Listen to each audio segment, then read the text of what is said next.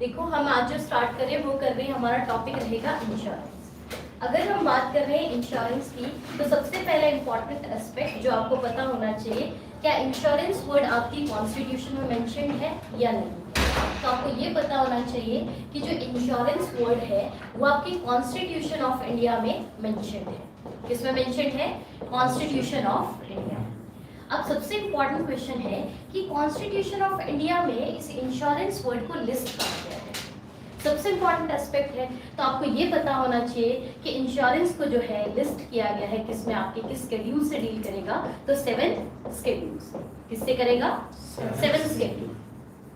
अब देखो पॉलिटी में जो है आपने एक चीज जो है फोकस करना है, आपने पॉलिटी में पढ़ा होगा 7 शेड्यूल, और आपको पता है 7 शेड्यूल डील करता है लिस्ट के साथ। किसके साथ डील करता है? लिस्ट के साथ। ठीक है, तो हम क्या बोल रहे हैं, 7 शेड्यूल जो है डील करता है किसके साथ? आपके लिस्ट के साथ। और आपको ये पता होना चाहिए कि लिस्ट जो है कितने टाइप की होगी, आपकी 3 टाइप्स की होगी। सबसे पहली जो लिस्ट होगी उसे आप जानते हो किस नाम से? Union list. जो सेकेंड लिस्ट है वो है आपकी स्टेट लिस्ट, और जो थर्ड लिस्ट है उसका नाम क्या है? आपका कॉन्करेंट लिस्ट। अब देखो नेक्स्ट इंपॉर्टेंट चीज है, अगर हमने ये कहा कि 7 शेड्यूल में 3 टाइप की लिस्ट प्रेजेंट है आपकी, यूनियन, स्टेट और कॉन्करेंट, तो सबसे इंपॉर्टेंट क्वेश्चन आपके सामने क्या आता है कि इंश्योरेंस किसका सब्जेक्ट मैटर है। तो आपको ये पता होना चाहिए कि इंश्योरेंस जो है आपका यूनियन लिस्ट का जो है सब्जेक्ट मैटर है। कितनी बातें क्लियर होगी? तो इंश्योरेंस किसका सब्जेक्ट मैटर हो जाएगा? यूनियन लिस्ट का। अगर कोई चीज यूनियन लिस्ट का सब्जेक्ट मैटर होता है तो इसका लेजिस्लेट कौन करता है? लॉज कौन बनाते हैं? Central government. यानी कि इंश्योरेंस से रिगार्डिंग अगर कभी भी कोई लॉ बनना है तो उसको लेजिस्लेट कौन करेगा? आपका सेंट्रल गवर्नमेंट, यानी कि लेजिस्लेटेड बाय सेंट्रल गवर्नमेंट। कितनी बातें सबको समझ आ गई है? एक बार मैं फिर से रिपीट कर रही हूँ, मैंने आपको कहा अगर हम इंश्योरेंस वर्ड डिफाइन करते हैं तो इंश्योरेंस वर्ड जो है आपकी कॉन्स्टिट्यूशन ऑफ इंडिया में लिस्ट करा गया है। किस शेड्यूल में? तो 7 शेड्यूल। और 7 शेड्यूल आपका डील करता है किसके साथ? आपकी लिस्ट के साथ। और हमने पॉलिटी में पढ़ा है कि लिस्ट कितने टाइप की होती है? 3 टाइप। कौन कौन सी? Union, state, concurrent. अगर हम कह रहे हैं कि इंश्योरेंस वर्ड किसके साथ आपका जो है सब्जेक्ट मैटर है, तो आपको पता होना चाहिए यूनियन लिस्ट। यानी कि अगर ये यूनियन लिस्ट का सब्जेक्ट मैटर है तो इसको लेजिस्लेट कौन करेगा? आपका सेंट्रल गवर्नमेंट करेगा। कितनी बातें सबको क्लियर है? नेक्स्ट इंपॉर्टेंट हम डिफाइन करें कि इंश्योरेंस का मतलब क्या है। देखो इंश्योरेंस को समझने के लिए सबसे पहला इंपॉर्टेंट एस्पेक्ट जो आपको पता होना चाहिए, एक कंपनी, मान लो वो कंपनी कौन सी? आपकी LIC, लाइफ इंश्योरेंस कॉर्पोरेशन। अब देखो ये कोई पर्सन है, ठीक है, क्या है ये? पर्सन है। अब ये देखो इस पर्सन ने क्या किया? बाय करी इंश्योरेंस पॉलिसी। क्या बाय की? Insurance policy. अगर इसने बाय करी है इंश्योरेंस पॉलिसी, इसे हम कहते हैं इंश्योर्ड। क्या कहते हैं? इंश्योर्ड। जिसने बाय करी है उसे क्या कहते हैं? इंश्योर्ड। और जिसने वो आपको जो है प्रोवाइड करी इंश्योरेंस पॉलिसी उसको कहते हैं इंश्योरर। क्या कहते हैं? इंश्योरर। इंश्योरर वो होगा जो आपको पॉलिसी प्रोवाइड करता है, और जो बाय करता है उसे क्या कहते हैं? इंश्योर्ड। अब देखो इंश्योर्ड अगर देखो बाय कर रहा है क्या आपकी कोई पॉलिसी, इसका मतलब बाय किया तो पैसा तो लगाएगा पहले, तो होगा क्या? एक सर्टेन अमाउंट ऑफ मनी देंगे। क्या देंगे? ये सर्टेन अमाउंट ऑफ मनी जो है पे करेंगे किसको? आपकी इंश्योरर को। ये जो सर्टेन अमाउंट ऑफ मनी, ये जो इंश्योरेंस यानी कि आपकी कंपनी को वो दे रहे हैं उसे कहते हैं प्रीमियम। क्या कहते हैं? प्रीमियम। अब देखो इसको पढ़ने का मेन इंपॉर्टेंस चीज क्या है, सबसे इंपॉर्टेंट क्या बात है वो आपको समझ आनी चाहिए। आपको ये पता होना चाहिए, मान लो अभी तो एक सर्टेन अमाउंट हम पे कर रहे हैं किसको? कंपनी को, जो कि इंश्योरेंस कंपनी है। मान लो इन फ्यूचर हमें किसी तरह का लॉस हो जाए, यानी कि मान लो एक्सीडेंट हो जाए, मान लो कोई किसी तरह का डैमेज हो जाए, उस टाइम हमारे को फाइनेंशियल असिस्टेंस तो चाहिए। तो उस टाइम पे फाइनेंशियल असिस्टेंस आपका इंश्योरर देगा। उसके लिए हम पहले क्या है, क्वार्टरली, मंथली, छोटा छोटा अमाउंट ऑफ मनी जो है उनको पे करते हैं, जिसे हम क्या कहते हैं? प्रीमियम्स। और इन फ्यूचर जो है अगर हम किसी भी तरीके के फाइनेंशियल लॉस से जो है अगर कभी हमें आ जाए, किसी भी तरीके का लॉस हो जाए, तो हमारे को क्या है? ये आपकी फाइनेंशियल असिस्टेंस प्रोवाइड करेंगे। क्या इतनी बातें सबको समझ आ गई? कोई डाउट तो नहीं है? इंश्योर्ड कौन होता है? जो बाय करता है इंश्योरेंस पॉलिसी को, और जो आपकी इंश्योरेंस पॉलिसी को प्रोवाइड करते हैं उसे क्या कहते हैं? इंश्योरर कहते हैं। और एक अमाउंट ऑफ मनी जो कि आप पे करते हो किसको? कंपनी को, उसे हम क्या कहते हैं? प्रीमियम कहते हैं। इतनी बातें सबको क्लियर है? अब नेक्स्ट इंपॉर्टेंट एस्पेक्ट है कि इंडिया में इंश्योरेंस कितनी तरह से डिफाइन होता है। अगर हम बात करें कि इंश्योरेंस इंडिया में कितनी तरह से डिफाइन होता है तो 2 टाइप से। कितने टाइप से? 2 टाइप से। एक होगा आपका लाइफ इंश्योरेंस और दूसरा होगा आपका जनरल इंश्योरेंस। पहला कौन सा हो जाएगा? लाइफ इंश्योरेंस और दूसरा कौन सा हो जाएगा आपका? General insurance. कितनी बातें सबको समझ आ गई? अब देखो लाइफ इंश्योरेंस का मतलब आप अपनी पूरी जिंदगी का इंश्योरेंस करवा रहे हो, यानी कि कभी डेथ हो जाए या किसी तरह का एक्सीडेंट हो जाए वो आपका इंश्योरेंस कौन सा होगा? Life insurance. अब बात है जनरल इंश्योरेंस। ये कैसा इंश्योरेंस? ये होगा नॉन लाइफ इंश्योरेंस, यानी कि मान लो आपकी कार डैमेज हो जाए, यानी कि motor insurance, house insurance, building insurance, इस तरह के इंश्योरेंस को हम कहते हैं कैसा? आपका जनरल इंश्योरेंस, जिसमें किसी भी तरीके की लाइफ की टर्मिनोलॉजी जो है इंक्लूडेड नहीं होती, इसीलिए इसको कहते हैं नॉन लाइफ इंश्योरेंस। क्या बातें सबको समझ आ गई? अभी तक जो चीजें की हैं उसको एक क्विक रिव्यू कर रहे हैं। मैंने कहा जो इंश्योरेंस होता है वो लिस्टेड है आपकी कॉन्स्टिट्यूशन में। किस शेड्यूल में? 7 शेड्यूल में। 7 शेड्यूल डील करता है किस चीज से? लिस्ट कितने तरह की है? 3। कौन कौन सी? Union, state, concurrent. अगर मैंने कहा सब्जेक्ट मैटर इंश्योरेंस किस लिस्ट का है? यूनियन लिस्ट का है, तो इसका लेजिस्लेशन यानी कि इसको लेजिस्लेट कौन करता है? सेंट्रल गवर्नमेंट करता है। क्लियर है इतनी बातें? इंश्योर्ड किसे कहते हैं? जो पॉलिसी को बाय करता है। अब एक आपका जो पर्टिकुलर रेट अमाउंट देता है वो पे करता है किसको? इंश्योरर को। उसे क्या कहते हैं? प्रीमियम कहते हैं। और इंश्योरर कौन होता है? जो आपकी पॉलिसी को प्रोवाइड करवाता है। बातें क्लियर है? उसके अलावा आपने मुझे बताना है इंडिया में जो है इंश्योरेंस कितने टाइप का होता है? कौन कौन सा? और दूसरा जनरल। जनरल इंश्योरेंस में कैसे इंश्योरेंस होंगे? नॉन लाइफ, यानी कि जिसका लाइफ के साथ कोई कंसर्न नहीं होगा। कैसी बातें समझ आ गई? किसी को कोई डाउट तो नहीं है यहाँ तक? ठीक है। अब नेक्स्ट जो है आगे हम प्रोसीड कर रहे हैं। सबसे पहले जो है हम बात करेंगे हिस्टोरिकल बैकग्राउंड की। अगर हम बात कर रहे हैं हिस्टोरिकल बैकग्राउंड की तो हम एक एक करके डिफाइन करेंगे। सबसे पहले हम बात करेंगे किसकी हिस्टोरिकल बैकग्राउंड की? आपकी लाइफ इंश्योरेंस कंपनी, यानी कि लाइफ इंश्योरेंस कॉर्पोरेशन का बैकग्राउंड कैसा है, कहाँ से इसकी इस्टेब्लिशमेंट होनी स्टार्ट होगी, वहां से हम इसकी बिगिनिंग करेंगे। तो सबसे पहले बिगिनिंग हुई 1818 में। कब हुई? 1818 में। हुआ क्या? एस्टैब्लिश हुआ आपका ओरिएंटल लाइफ इंश्योरेंस पॉलिसी। क्या एस्टैब्लिश हुई? Oriental life insurance company. ठीक है। ओरिएंटल लाइफ इंश्योरेंस कंपनी जो है पहले सेटअप हुई। इसका मतलब इंडिया में पहली लाइफ इंश्योरेंस कंपनी कौन सी थी? आपकी ओरिएंटल लाइफ इंश्योरेंस कंपनी की। बातें समझ आ गई? बट इसे इस्टेब्लिश इंडियन ने नहीं किया, इसे इस्टेब्लिश किया किसने? आपके यूरोपियंस ने। किसने इस्टेब्लिश किया? यूरोपियंस ने। और नेक्स्ट इंपॉर्टेंट एस्पेक्ट है कि इसको इस्टेब्लिश किया कहाँ पे? तो इस्टेब्लिश किया कैलकाटा। कहाँ पे किया? कैलकाटा में। तो क्वेश्चन पेपर में आता कैसे है, वो ये पूछेंगे first life insurance company of India, तो कौन सी हो जाएगी आपकी? ओरिएंटल लाइफ इंश्योरेंस कंपनी हो जाएगी। क्या बातें क्लियर है? और इस्टेब्लिशमेंट ईयर 1818 हो जाएगा। बातें समझ आ गई? अब देखो नेक्स्ट इंपॉर्टेंट क्वेश्चन है। उससे पहले आपको ये पता होना चाहिए कि ये पहली लाइफ इंश्योरेंस कंपनी जरूर थी इंडिया की, पर अपने फंक्शन को परफॉर्म करने में ये फेल हो गई थी। कब? आपके 1834 में। तो 1834 में जो है ये पूरी तरह से फेल हो गई थी अपने फंक्शन को परफॉर्म करने में। बातें क्लियर होगी? यहाँ तक कोई डाउट तो नहीं है? अब देखो नेक्स्ट इंपॉर्टेंट बात है कि इंडिया में जो है सेकंड जो है आपकी लाइफ इंश्योरेंस कंपनी इस्टेब्लिश हुई। इसको याद करने का तरीका 18 एज सच याद करो। 1 के बाद क्या आता है? 2, 8 के बाद क्या आता है? 9। तो 1829। तो 1829 में जो है सेकंड लाइफ इंश्योरेंस कंपनी जो है इस्टेब्लिश हुई। क्या हुई? Second life insurance company establish हुई। जो second life insurance company establish हुई उसका नाम क्या था? सबसे इंपॉर्टेंट क्वेश्चन तो आपको पता होना चाहिए। उसका नाम था मद्रास इक्विटी। क्या नाम था? मद्रास इक्विटी। तो ये जो है आपके जो है सेकंड जो है लाइफ इंश्योरेंस कंपनी थी जो कि इस्टेब्लिश हुई कहाँ पे? आपके इंडिया में। अब बात यह है कि ये भी इंडियंस ने इस्टेब्लिश नहीं की। ये किसने इस्टेब्लिश की? तो ये भी आपकी इस्टेब्लिश की किसने? आपके यूरोपियंस ने। अब इम्पॉर्टेंट चीज ये है कि ये इस्टेब्लिश कहाँ हुई, तो आपको ये पता होना चाहिए। ये इस्टेब्लिश हुई, नाम क्या है? मद्रास। तो दिखती बात है एस्टेब्लिश भी कहाँ पे हुई होगी, मद्रास प्रेसिडेंसी में। क्या इतनी बातें क्लियर है? यहाँ से आगे वे फॉरवर्ड करने से पहले आप लोग मुझे बताओगे, हमने करा लाइफ इंश्योरेंस कंपनीज के बारे में, ठीक है? तो आपने मुझे सबसे पहले ये बताना है, जब हमने लाइफ इंश्योरेंस की बात की तो इंडिया की पहली लाइफ इंश्योरेंस कंपनी एस्टैब्लिश किस ईयर में?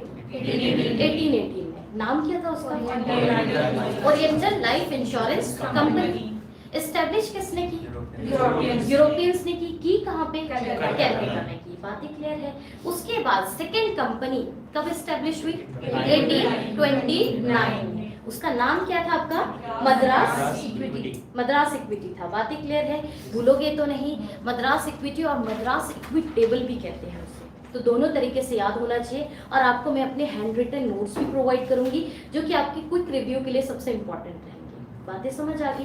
कोई डाउट तो नहीं है किसी को? यहाँ तक सारी बातें क्लियर है? मैंने आपको एक पॉइंट और करवाया था। मैंने कहा था जो फर्स्ट कंपनी आपकी जो एस्टैब्लिश हुई वो अपने फंक्शन को परफॉर्म करने में फेल हो गई थी, पर किस ईयर? 1834 में। कितनी बातें क्लियर है?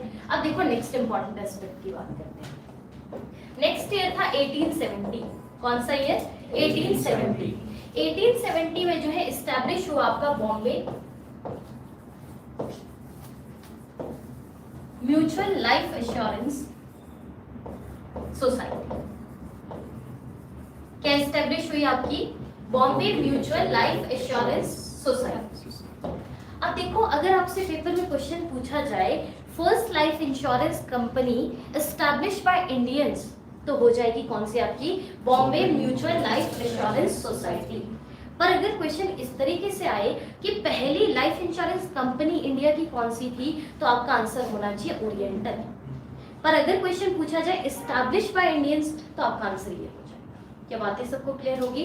तो ये पहली लाइफ इंश्योरेंस कंपनी है जो कि एस्टैब्लिश की थी किसने? आपके इंडियंस ने। और किस ईयर में की थी? 1870 में की थी। क्या इतनी बातें सबको क्लियर है? यहाँ तक किसी को कोई डाउट? चलो ये चीज हो गई। उसके बाद क्या हुआ? टाइम पीरियड बढ़ता गया और टाइम पीरियड आया 1912 का। कौन सा टाइम पीरियड आया? 1912 का, जिसमें जो है लाइफ इंश्योरेंस कंपनी एक्ट पास किया गया। कौन सा act? Life insurance companies act.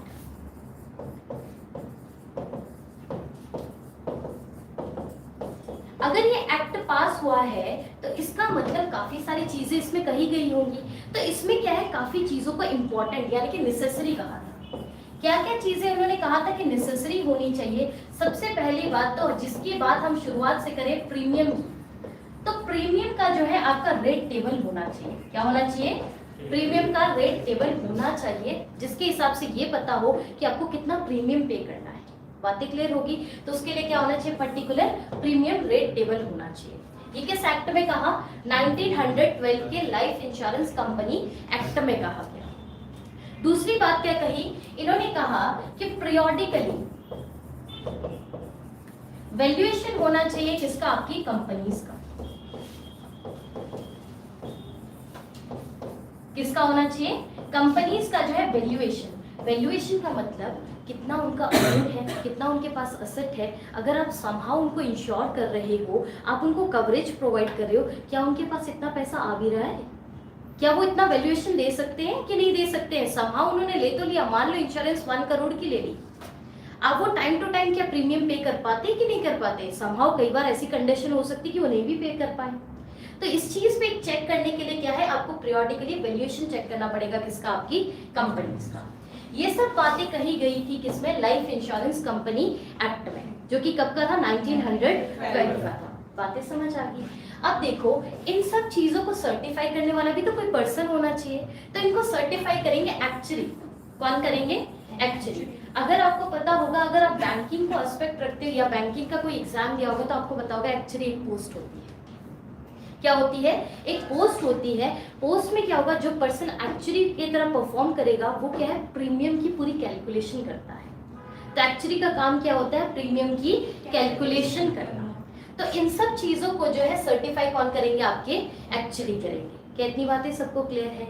यहाँ से आगे जाने से पहले आप लोग मुझे डिफाइन करोगे, हमने शुरुआत में कहा 7 शेड्यूल में कौन सी लिस्ट का पार्ट है इंश्योरेंस? Union list. तो लेजिस्लेशन कौन बनाएंगे? Central government. क्या बातें क्लियर है? उसके बाद हमने हिस्टोरिकल बैकग्राउंड किया किसका? लाइफ इंश्योरेंस कंपनीज का। तो मैंने कहा सबसे पहले जो है पहली लाइफ इंश्योरेंस कंपनी इंडिया की कब बनी? नाम क्या है उसका? एस्टैब्लिश किसने किया? कहाँ पे? बातें क्लियर है? उसके बाद हमने वे फॉरवर्ड किया। मैंने कहा ये जो है कंपनी फेल होगी, पूरे फंक्शन को परफॉर्म करेंगे 1834। इन सब चीजों को देखते देखते 1829 में एक और जो है आपकी बनी है इंश्योरेंस कंपनी, उसका नाम क्या है? मद्रास इक्विटी या मद्रास इक्विटेबल। क्या बातें क्लियर है? अच्छा ठीक है, ये किसने एस्टेब्लिश की? कहाँ पे है? मद्रास प्रेसिडेंसी में। अच्छा ठीक है, फिर 1870 की बात की, एक आपकी इंश्योरेंस कंपनी बनी, उसका नाम Bombay mutual life assurance society. पहली ऐसी लाइफ इंश्योरेंस कंपनी जो कि एस्टेब्लिश की किसने? आपकी एंग्लिश ने। बातें क्लियर है? उसके बाद मैंने एक एक्ट करवाया जिसमें मैंने कहा लाइफ इंश्योरेंस कंपनी एक्ट। किस ईयर का था? 1912। इसमें दो चीजों को इंपॉर्टेंट किया। पहली क्या? प्रीमियम रेट टेबल होना चाहिए, और दूसरी चीज इन्होंने बोला पीरियोडिकली क्या करना है? वैल्यूएशन करना है। किसका? कंपनीज का। ठीक है, पर इनको सर्टिफाई कौन करेंगे आपके? एक्चुअली एक पोस्ट होती है, उनका काम क्या होता है? प्रीमियम को कैलकुलेट करना, यानी कि कितना प्रॉफिट हो रहा है, कितना लॉस हो रहा है, कितना जो है ईयरली प्रीमियम बनेगा, वो सब जो है कैलकुलेशन करेंगे कौन? आपके एक्चुअली करेंगे। क्या इतनी बातें सबको क्लियर है? नेक्स्ट है आपका 1938। अब देखो बात करोगे आप 1938 की, जिस तरीके से देखो बैंकिंग में कहते हैं कि बैंकिंग में कोई भी एक्ट, कोई भी लॉ बन जाए तो हम बात करते हैं बैंकिंग रेगुलेशन एक्ट ऑफ 1949। उसी तरीके से जब भी हम इंश्योरेंस की बात करेंगे तो इंश्योरेंस में हम एक एक्ट पे जो है मेन फोकस करेंगे, वो है आपका इंश्योरेंस एक्ट। और ये इंश्योरेंस एक्ट है कब का? आपका 1938 का। तो 1938 में इंश्योरेंस एक्ट को जो है क्या कर लिया गया था? पास कर लिया गया था। और यही जो है बेसिक वो रहेगा इंश्योरेंस के फील्ड से। बातें क्लियर होगी? जिस तरह से बैंकिंग रेगुलेशन एक्ट है, उसी तरीके से इंश्योरेंस एक्ट है जो कि पास किया गया था किस ईयर में? आपके 1938 में। क्या इतनी बातें क्लियर है? कोई डाउट तो नहीं है? ये पहला जो है इसके थ्रू जो है फर्स्ट लेजिस्लेशन के थ्रू जो है ये बात कहा था कि ये जो बॉडी है ये गवर्न करेगी आपकी life as well as non life insurance.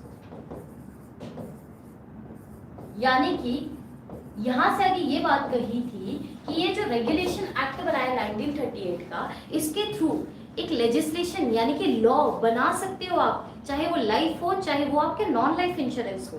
अगर आपको कोई भी लॉ क्रिएट करना है तो बेस किसको रखोगे आप? इंश्योरेंस एक्ट को रखोगे 1938 का। क्या इतनी बातें सबको क्लियर है? किसी को कोई डाउट तो नहीं है? ये बेसिक था। इसके बाद जो बात उठी वो उठी नेशनलाइजेशन की। धीरे धीरे इंडिया इंडिपेंडेंट हो गया। इंडिया इंडिपेंडेंट हो गया और आपकी मार्केट में इतनी सारी जो है लाइफ इंश्योरेंस कंपनीज खड़ी थी, समहाउ आपको जो है फ्रॉडुलेंट को रोकना था मार्केट में। अगर आपको फ्रॉडुलेंट को रोकना था तो इसके लिए एक सोल्यूशन था नेशनलाइजेशन करना। क्या करना? नेशनलाइजेशन। सबसे इंपॉर्टेंट चीज है कि नेशनलाइजेशन का मतलब क्या होता है। देखो बहुत सारी कंपनीज प्रेजेंट थी आपकी मार्केट में, तो इसका मतलब सारी उन मार्केट्स में जो कंपनी प्रेजेंट है उनको मर्ज कर दो। अगर आप उनको मर्ज कर लेते हो, एक पर्टिकुलर फर्म को जो है उसका हेड बना देते हो, इसका मतलब क्या हो जाना? नेशनलाइजेशन। तो नेशनलाइजेशन का मतलब है सारी प्राइवेट फर्म को मर्ज करके एक सिंगल को गवर्निंग बॉडी बना देना। कितनी बातें क्लियर होगी? तो बात स्टार्ट होगी किसकी? आपकी नेशनलाइजेशन। नेशनलाइजेशन की भी किसकी बात उठ रही है? आपकी लाइफ इंश्योरेंस कंपनीज की।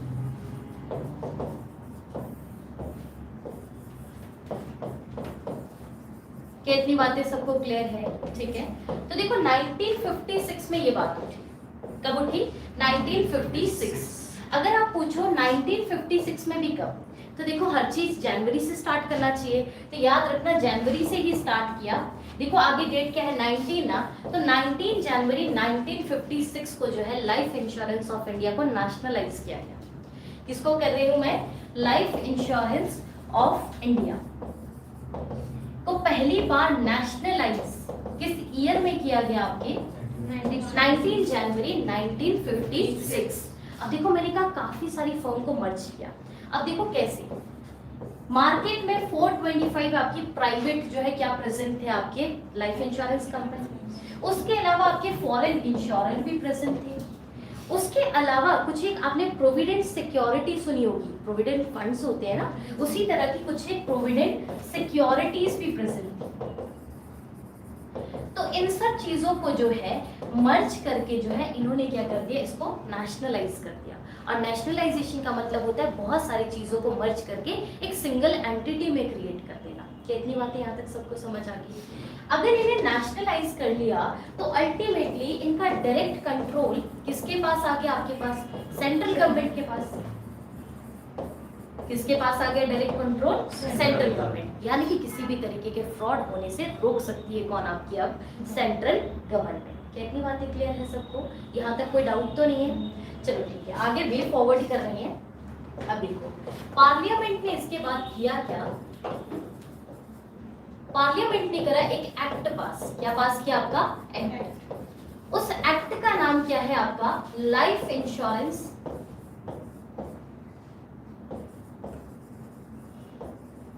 Corporation act. कौन सा act? Life insurance corporation act. इसको पास किस डेट को किया गया? ये इंपॉर्टेंट है। देखो 1956 में ही किया गया, डेट फिर से 19 रहेगी। क्या रहेगी? 19, पर यहाँ जनवरी की जगह जून आ जाएगा। क्या आ जाएगा? जून। तो 19 जून 1956 को जो है एक्ट पास किया किसने? पार्लियामेंट ने, जिसका नाम है लाइफ इंश्योरेंस कॉर्पोरेशन एक्ट। क्या इतनी बातें सबको समझ आ गई? कोई डाउट तो नहीं है? क्लियर है इतनी बातें? चलो ठीक है। अब देखो इसको अगर गवर्नमेंट ने फॉर्म कर लिया है तो इसका मतलब गवर्नमेंट ने, अब देखो कॉर्पोरेशन का काम क्या है? एलआईसी का पैसा प्रोवाइड करना है ना इंश्योरेंस से, तो गवर्नमेंट शुरुआत में पैसा तो देगी इनको। तो गवर्नमेंट ने इनको इनिशियली 5 करोड़ रुपीस दिए। कितने दिए? 5 करोड़ रुपीस। क्या बातें क्लियर होगी? ये इनकी कैपिटल लगाई है गवर्नमेंट ऑफ इंडिया। बातें समझ आ गई? इसका मतलब अगर लाइफ इंश्योरेंस कॉर्पोरेशन एक्ट बनाए तो इसका मतलब लाइफ इंश्योरेंस कॉर्पोरेशन बना होगा। तो एलआईसी जो है एक्ट के बाद जो है क्रिएट हुआ कब? आपके 1956 में। कब हुआ? 1 सितंबर 1956। कितनी बातें यहाँ तक सबको क्लियर है? कोई डाउट तो नहीं है? इसी के साथ हमारा हिस्टोरिकल बैकग्राउंड लाइफ इंश्योरेंस का खत्म हो गया है। पर आपको शुरुआत से एक बात बतानी है मुझे, लाइफ इंश्योरेंस कॉर्पोरेशन बनने तक हमने शुरुआत में बात की कि हम हिस्टोरिकल बैकग्राउंड की बात करें लाइफ इंश्योरेंस कंपनी। हमने कहा पहली लाइफ इंश्योरेंस कंपनी जो कि इंडिया में एस्टैब्लिश हुई उसका नाम क्या है? Oriental life insurance company. Establish किस ईयर में हुई? 1818 में। एस्टैब्लिश करने वाले पर्सन का नाम, पर्सन नहीं सॉरी, थे कौन? आपके यूरोपियंस। और कहाँ पे एस्टैब्लिश किया? कैलकाटा में। क्या बातें क्लियर है? उसके बाद ये फेल कब? 1830। उसके बाद सेकंड कब एस्टैब्लिश हुई? 1829 में। उसका नाम क्या है? मद्रास इक्विटी आय, मद्रास इक्विटेबल। ठीक है, तो इसको एस्टैब्लिश करने वाले कौन? यूरोपियंस। कहाँ पे किया? मद्रास प्रेसिडेंसी में किया। इतनी बातें समझ आ गई? फिर मैंने कहा पहली ऐसी जो है आपकी इंश्योरेंस कंपनी जो कि इंडियंस ने एस्टैब्लिश की उसका नाम क्या है? Bombay mutual life assurance society. किस ईयर में की? 1870 में। फिर मैंने कहा एक एक्ट पास किया 1912 का, जिसका नाम है आपका लाइफ इंश्योरेंस कंपनी एक्ट 1912। इसके हिसाब से हमने कहा दो चीजें इन्होंने इंपॉर्टेंट कही। पहले क्या? प्रीमियम रेट टेबल होना चाहिए। दूसरा क्या कहा? पीरियोडिकली जो है आपके पास वैल्यूएशन होना चाहिए किसका? आपकी कंपनी। इसको सर्टिफाई कौन करेगा? एक्चुअली होता कौन है? जो आपके प्रीमियम को कैलकुलेट करता है। बातें क्लियर होगी? उसके बाद मैंने कहा इंश्योरेंस जो है आपका एक्ट किस ईयर में पास हुआ? 1938। यानी कि जब भी हम इंश्योरेंस की बात करेंगे तो बेस लेंगे इंश्योरेंस एक्ट ऑफ 1938। बातें समझ आ गई? इसके हिसाब से इन्होंने कहा पहला ऐसा लेजिस्लेशन जो कि गवर्न करेगा life as well as non life insurance को इन इंडिया। देखो इतनी बातें हुई, उसके बाद हमने कहा इंडिपेंडेंस आ गई, कहीं ना कहीं बातें उठ गई नेशनलाइजेशन की। तो नेशनलाइजेशन जो है लाइफ इंश्योरेंस कंपनी का कब हुआ? 1956। डेट क्या थी? 19 जनवरी 1956 हो जाएगी। ठीक है, तो लाइफ इंश्योरेंस था जो कि इंडिया में था, उसको क्या किया गया? नेशनलाइज किया गया। कितनी इंडियन ऐसी जो नेशनल फर्म्स थी, प्राइवेट फर्म्स थी, कितनी थी आपकी 425। उसके अलावा फॉरेन इंश्योरेंस थे, उसके अलावा कौन थे, प्रोविडेंट सिक्योरिटीज। क्या बातें क्लियर होगी? इन सब को मर्ज करके क्या हो गया, नेशनलाइजेशन, यानी कि डायरेक्ट कंट्रोल किसके हाथ में चला गया, सेंट्रल गवर्नमेंट के। कितनी बातें क्लियर है? उसके बाद मैंने कहा पार्लियामेंट ने एक एक्ट पास किया, कब, 19 जून 1956। उसके बेसिस पे एक एक्ट आया, उसका नाम लाइफ इंश्योरेंस कॉर्पोरेशन एक्ट। कब का है, 1956। किस डेट का है, 1956। अब आपने मुझे बताना है LIC एक्ट तो बन गया, बट आपका क्रिएट किस ईयर में हुआ, 1 सितंबर 1956। क्या बातें सबको क्लियर है? अब जनरल इंश्योरेंस कॉर्पोरेशन स्टार्ट करूं, उसका हिस्टोरिकल बैकग्राउंड, ठीक है, तो हम वहां से स्टार्टिंग कर रहे हैं। अब हम नेक्स्ट बात करें जनरल इंश्योरेंस कॉर्पोरेशन।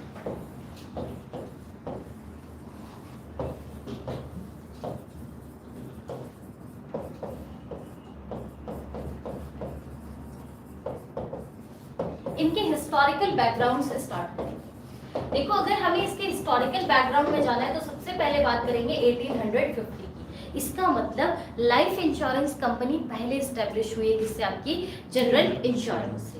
क्या बातें क्लियर होगी? तो पहली कंपनी, पहली जनरल इंश्योरेंस कंपनी जो कि स्टैब्लिश हुई इंडिया में, वो हुई आपकी 1850 में। और इसको इस्टेब्लिश भी किसने किया है, यूरोपियंस ने किया है। अब यूरोपियंस ने भी पर्टिकुलर किस उसमें करा है, तो आपको पता होना चाहिए कैलकाटा में किया है। कहाँ पे किया है, कैलकाटा। वहां भी कैलकाटा में किया और यहाँ पे भी कैलकाटा में किया है। क्लियर है? अब नाम क्या है उसका, ये इंपॉर्टेंट है। तो नाम हो जाएगा ट्रिटॉन इंश्योरेंस कंपनी लिमिटेड। क्या नाम है, ट्रिटॉन इंश्योरेंस कंपनी लिमिटेड। तो पहली जनरल इंश्योरेंस कंपनी इंडिया की कौन सी हुई, ट्रिटॉन इंश्योरेंस कंपनी लिमिटेड हो जाएगी। क्या इतनी बातें सबको क्लियर है? कोई डाउट तो नहीं है? ठीक है, ये थी आपकी पहली क्या, जनरल इंश्योरेंस कंपनी। उसके बाद जो है नेक्स्ट जो एस्टैब्लिश हुई आपकी, वो हुई है आपकी 1907। ठीक है, दूसरी कब हुई है, 1907 में, जिसका नाम है आपका इंडियन मर्सेंटाइल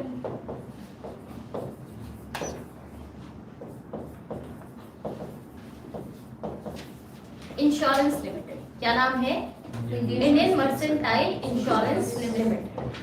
देखो, दोनों में फर्क क्या है ये मुझे बेसिक समझाना है। पहली थी आपकी ट्रिटॉन, दूसरी है इंडियन मर्सेंटाइल इंश्योरेंस लिमिटेड। देखो, जनरल इंश्योरेंस पहले हर चीज के लिए नहीं दिया जाता था। पहले मान लो या तो हाउस के लिए हो गया, बिल्डिंग के लिए हो गया, किसी और लॉस के लिए हुआ। बट पहली बार जनरल इंश्योरेंस हर एक उसके लिए कवरेज जो की वो करी है आपकी 1907। यानी कि अभी से पहले जो जनरल इंश्योरेंस दिया जाता था वो हर एक चीज को कवर नहीं करता था। यहाँ से पहली बार हर चीज को कवर करना स्टार्ट किया, किसमें, आपके इंडियन मर्सेंटाइल इंश्योरेंस लिमिटेड। तो ये जो है पहली कंपनी होगी जो कि ट्रांजैक्ट करेगी हर क्लास के जनरल इंश्योरेंस बिजनेस को इंडिया में। कितनी बातें सबको क्लियर है? कोई डाउट तो नहीं है? सबसे पहला क्वेश्चन यही है ना कि जनरल इंश्योरेंस होता क्या है। तो जनरल इंश्योरेंस वो होगा जो लाइफ कवर पे नहीं होता, यानी कि आपकी डेथ हो रही है या किसी को एक्सीडेंट का वो इशू है तो वो कभी भी जनरल इंश्योरेंस का केस नहीं होगा। जनरल इंश्योरेंस में क्या आ जाएगा, व्हीकल एक्ट आ जाएगा, ट्रैवल आ जाएगा, ट्रैवल इंश्योरेंस आ जाएंगे, मोटर इंश्योरेंस आ जाएंगे, इस तरह की इंश्योरेंस आएंगे, हेल्थ इंश्योरेंस होगी, बट वो कभी भी लाइफ कवर पे नहीं होगा। कितनी बातें सबको समझ आ गई? तो हमने कहा जो पहली आपकी जनरल इंश्योरेंस कंपनी जो इस्टेब्लिश हुई इंडिया में, वो उसका नाम था ट्रिटॉन। वो हर तरह के जनरल इंश्योरेंस प्रोवाइड नहीं करता था, पर जो सेकेंड आपकी 1907 में एस्टैब्लिश हुई, ये हर तरह के जनरल इंश्योरेंस को कवर करता था। क्या बातें क्लियर होगी? और नाम क्या है, इंडियन मर्सेंटाइल इंश्योरेंस लिमिटेड है। इतनी बातें सबको क्लियर है? तो फिर आज जो टाइम पीरियड आगे वे फॉरवर्ड करता रहा, टाइम पीरियड आ गया 1957। तो एस्टैब्लिशमेंट हुआ जनरल इंश्योरेंस काउंसिल का। किसका हुआ? General insurance council. अब देखो, एक काउंसिल की फॉर्मेशन की गई है, यानी कि मेजर कवरेज तो जनरल इंश्योरेंस का आपकी इसमें है, दूसरे में तो सिर्फ लाइफ कवर है, इसमें तो हर तरीके की कवरेज है। इसका मतलब इसको जो है ज्यादा सम अप करना पड़ेगा। इन्होंने क्या किया, इसको एक काउंसिल क्रिएट कर दी। अगर एक काउंसिल क्रिएट कर दी तो किसी न किसी उसकी ब्रांच भी रही होगी, तो आपको ये पता होना चाहिए ये जो है ब्रांच थी आपकी इंश्योरेंस एसोसिएशन ऑफ इंडिया। तो एक ब्रांच क्रिएट की गई जिसका नाम क्या है, इंश्योरेंस एसोसिएशन ऑफ इंडिया। तो इसकी जो है ब्रांच थी क्या आपकी, जनरल इंश्योरेंस काउंसिल। यानी कि ये क्या करेंगे, ये आपका टोटल सम अप रखेंगे, इनके बिहाफ में ये फंक्शन करेंगे। कितनी बातें सबको समझ आ गई, किसी को कोई डाउट तो नहीं है, क्लियर तो हो रहा है। देखो लाइफ इंश्योरेंस आपको अच्छे से समझ आ गया है। अब बात करें जनरल इंश्योरेंस, यहाँ से आगे तभी जाऊंगी जब आपको ये याद हो जाए। मैंने कहा जनरल इंश्योरेंस की अगर बात करते हो तो पहली जनरल इंश्योरेंस कंपनी किस ईयर में स्टैब्लिश हुई, नाम क्या था उसका, रेटॉन इंश्योरेंस लिमिटेड था। स्टैब्लिश करने वाले कहाँ पे स्टैब्लिश की, कलकत्ता। उसके बाद नेक्स्ट कब स्टैब्लिश हुई, 1907 में। उसका नाम क्या था, इंडियन मर्सेंटाइल इंश्योरेंस लिमिटेड, ठीक है, ये कंपनी थी। ये जो है आपने मुझे बताना है इसमें से कौन बहुत ज्यादा कवरेज दे रहा था, हर तरह की कवरेज, मर्सेंटाइल जो है आपकी एंटायरली कवरेज दे रहा था। उसके बाद टाइम पीरियड आया जब आपकी जो है जनरल इंश्योरेंस काउंसिल बना, किस ईयर में, 1957 में। अब ये ब्रांच था किसका, particular insurance association of India. कितनी बातें क्लियर है। अब यहाँ से आगे जो बातें उठेगी वो उठेगी नेशनलाइजेशन किसकी, आपकी जनरल इंश्योरेंस। मैंने कहा जनरल इंश्योरेंस है भी बहुत बड़ा, तो इसका मतलब एक पर्टिकुलर फर्म जो है इस पे कंट्रोल नहीं रख सकती है। तो जब बात आई किसकी, आपकी नेशनलाइजेशन की, अब वो भी नेशनलाइजेशन किसकी करनी थी आपको, जनरल इंश्योरेंस।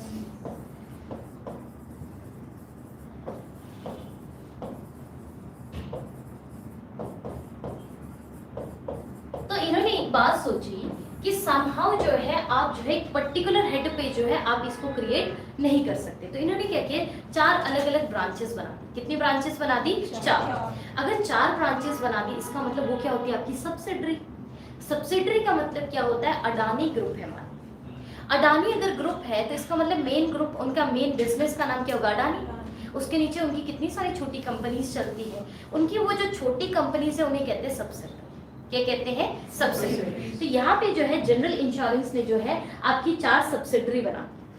सबसे इंपॉर्टेंट चीज है कि अगर नेशनलाइजेशन की बात कर रहे हैं तो किस एक्ट से जो है इसकी नेशनलाइजेशन हुई, तो आपकी नेशनलाइजेशन हुई general insurance business nationalisation act जो कि 1972 में आया।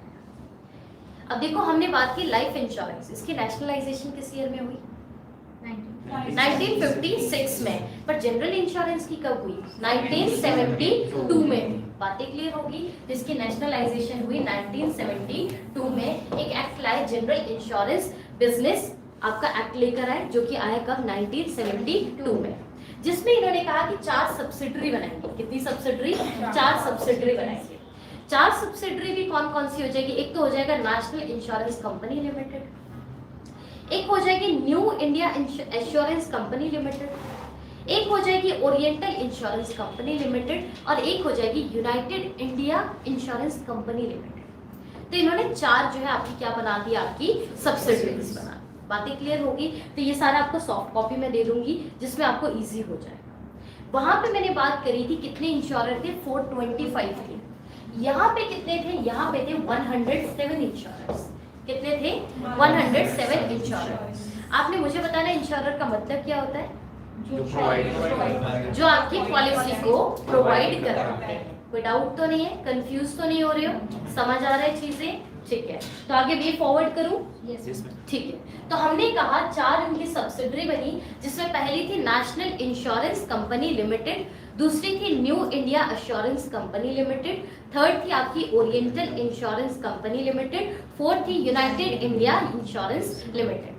अब देखो अगर 4 सब्सिडरी बनाई तो इनका हेड भी कोई होगा, तो आपको ये पता होना चाहिए ये जो 4 सब्सिडरी बनाई थी ये सारी के सारी जो है वर्क कर रही थी अंडर GIC।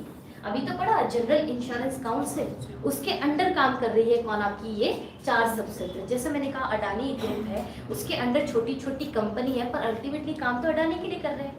तो सेम चीज यहाँ है कि 4 सब्सिडरी है, अल्टीमेटली काम किसके लिए कर रहे हैं, GIC के लिए। इसका मतलब ये चारों फर्म GIC के अंडर काम करें। क्या इतनी बातें सबको समझ आ गई, किसी को कोई डाउट तो नहीं है ना, यहाँ तक क्लियर है इतनी बातें। देखो वो मर्सेंटाइल है, उसका जो हेडक्वार्टर रहेगा वो भी कलकत्ता के अंदर है। बातें समझ आ गई, ठीक है। अगर किसी को जो है मैं उस चीज़ को अगर अलग करने की बात करूं तो वो चीज़ करना, ठीक है। अदरवाइज हेडक्वार्टर कैलकाटा है। इतनी बातें सबको समझ आ गई, यहाँ तक किसी को कोई डाउट तो नहीं है। अब देखो हम एक वे फॉरवर्ड करें, हमने कहा इनकॉर्पोरेट किया, तो आपका सबसे इंपॉर्टेंट है कि जनरल इंश्योरेंस कंपनी यानी कि कॉर्पोरेशन को इनकॉर्पोरेट एज अ कंपनी कर लिया था 1971 में। इसके बाद 1972 में एक्ट आया। तो सबसे इंपॉर्टेंट क्वेश्चन है कि जनरल इंश्योरेंस कंपनी क्रिएट किस ईयर में, ठीक है। तो देखो 1972 में अगर आपका एक्ट आया तो आपका जो जनरल इंश्योरेंस कॉर्पोरेशन है इसकी फॉर्मेशन हुई आपकी 1973। कितने में फॉर्मेशन हुई? 1973 में। अब देखो इसको याद करना और भी आसान है, जनवरी 1 1973 और लाइफ इंश्योरेंस कॉर्पोरेशन 1 सितंबर 1957 और जनरल इंश्योरेंस कॉर्पोरेशन 1 जनवरी 1973। क्या बातें क्लियर है? और इसको एक्ट किस ईयर में लेकर आए? 1972 में। और लाइफ इंश्योरेंस के लिए कब लेकर आया? 1956। डेट क्या थी? 19 जून 1956 को एक्ट लेकर आए। उसको जो है क्रिएट कब हो गया पूरी तरीके से फंक्शनल? 1 सितंबर 1957 को। वैसे ही जनरल इंश्योरेंस कंपनी फंक्शनल कब होगी? 1 जनवरी 1973 को। किसमें? 1 सितंबर हाँ 1956 सॉरी, ठीक है 1 सितंबर 1956 को हुआ है। 57 में तो आपका काउंसिल बना ना, ठीक है, तो भूलना नहीं चीजों को, ठीक है। इतनी चीजें क्लियर है? यहाँ तक कोई डाउट तो नहीं आप लोगों को? क्लियर है इतनी चीजें? ठीक है। अब देखो चीजें क्या है, जैसे जैसे टाइम पीरियड बढ़ने लग गया, आपको पता है 1992 के अंदर एलपीजी मॉडल की बातें होती है, यानी कि समहाउ कहीं ना कहीं ये बात उठी क्यों ना हम अपनी कंट्री को और ज्यादा डेवलप करें, क्यों ना फास्टर रेट पे इंडस्ट्रियलाइजेशन को लेकर। तो इस चीज का इफेक्ट हर एक सेक्टर पे आया होगा। इंडस्ट्रियल सेक्टर बढ़ेगा तो पैसे की भी बात उठेगी, पैसे की बात उठेगी तो इंश्योरेंस भी लेंगे। अब देखो कोई भी बड़ी कंपनीज होती है ना, वो हमेशा इंश्योरेंस करवाती है, एक तरह का कवरेज लेती है। मान लो कल दिन लॉस में चले गए, पैसा तो आएगा कम से कम, तो इसीलिए वो क्या लेते हैं? एक तरह की कवरेज लेते हैं। तो इसका मतलब कहीं ना कहीं इनमें रिफॉर्म्स की बात भी उठी होगी। तो इन रिफॉर्म्स की बात उठी, इसका मतलब कोई ना कोई कमेटी स्टैब्लिश हुई। तो कमेटी का नाम है मल्होत्रा कमेटी। क्या नाम हो जाएगा? मल्होत्रा कमेटी। अब ये जो मल्होत्रा कमेटी है आपकी, ये जो है आपकी स्टैब्लिश हुई 1993 में। किस ईयर में हुई? 1993 में। अब देखो इसके चेयरमैन भी होंगे। कभी भी देखो आपकी कोई कमेटी स्टैब्लिश होती है तो उसके हेड यानी कि चेयरमैन होते हैं। तो इसके जो चेयरमैन थे उनका नाम था आर.एन. मल्होत्रा। क्या नाम था? आर.एन. मल्होत्रा। अब देखो आर.एन. मल्होत्रा इसके चेयरमैन है, तो समहाउ इन्हें पैसे का बहुत नॉलेज। और यहाँ पे इंडिया में हर चीज को रेगुलेट कौन करता है? आरबीआई। तो आरबीआई के फॉर्नर गवर्नर थे कौन? आपके आर.एन. मल्होत्रा। इसी की चेयरमैनशिप में जो है इनको क्या बना दिया गया? इनकी कमेटी स्टैब्लिश कर दी थी। इन्होंने क्या किया, अपनी जो रिपोर्ट है उसको सबमिट किया किस ईयर में? 1994। और इन्होंने अपनी रिपोर्ट में कोई ना कोई रिकमेंडेशन दी होगी जिसके बेसिस पे इन्होंने कहा होगा कि ये चीजें इंपॉर्टेंट है, जो है आपको रिफॉर्म्स लेकर आना है। तो इन्होंने क्या किया? रिकमेंडेशन दी। इन्होंने कहा कि रिफॉर्म होना चाहिए इंश्योरेंस सेक्टर। अब इन्होंने कहा रिफॉर्म की बात, तो इन्होंने रिफॉर्म किस फॉर्म में बात करी? इन्होंने कहा क्यों ना एस्टैब्लिशमेंट की जाए आईआरडीए की। किसकी एस्टैब्लिशमेंट? आईआरडीए यानी कि इंश्योरेंस रेगुलेटरी डेवलपमेंट अथॉरिटी की एस्टैब्लिशमेंट। किसने कहा? ये मल्होत्रा कमेटी में कहा गया। कब कहा गया? आपका 1993 में कहा गया। कमेटी का जो है 3 में एस्टैब्लिशमेंट हो गया, 4 में जो है आपकी एनुअल रिपोर्ट रखी है। तो ये कमेटी एस्टैब्लिश 1993 में हुई है। पर यहाँ पे जो है अभी मैंने ये नहीं कहा कि एस्टैब्लिश कर दिया है, मैंने कहा एस्टैब्लिशमेंट करनी चाहिए। कितनी बातें सबको समझ आ गई? अब देखो जब ये बात उठी गई है तो यहाँ पे क्या हुआ? इन्होंने क्या किया? आईआरडीए एक्ट लेकर। क्या लेके आए? IRDA act. और आया कब? आपका 1999।